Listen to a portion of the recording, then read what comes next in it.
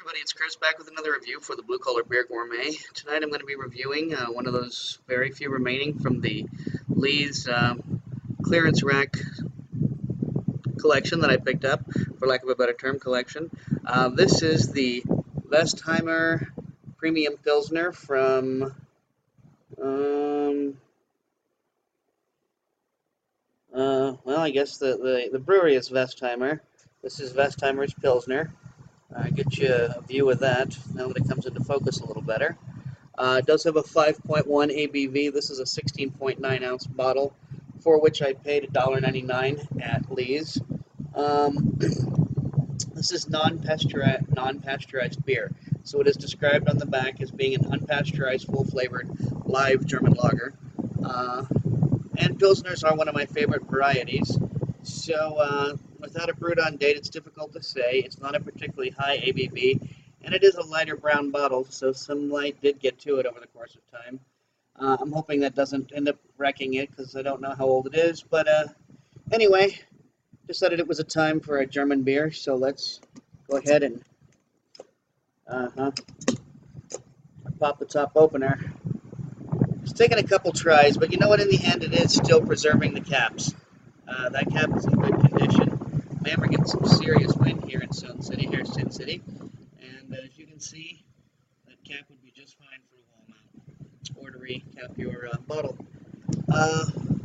Wasn't entirely certain what I wanted to drink this Pilsner out of. I checked Beer Advocate, and I honestly, I want to say that my Weizen glass is okay for a Pilsner, but anyway, it's not. Nothing is actually recommended for the chalice, so I thought, oh, let's give the chalice a try.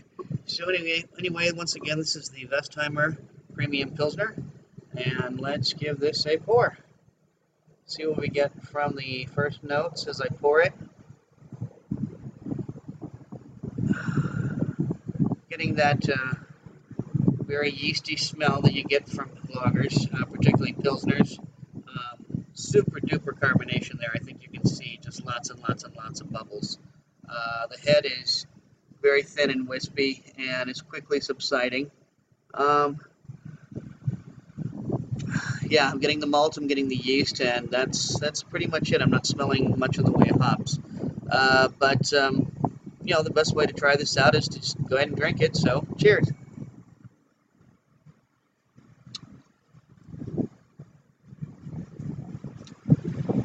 It's not bad. I'd say my biggest complaint with it is that it's not particularly strong on flavor. The flavor isn't bad. I like the flavor. It's just very, very mellow. But you know, that's kind of what a Pilsner is supposed to be. It's supposed to be rather mellow. And if this is holding true to a traditional style, then this is exactly what it's supposed to be. Just a very easy, light drinking, you know, a low ABV, 5.1. That's pretty typical for a Pilsner.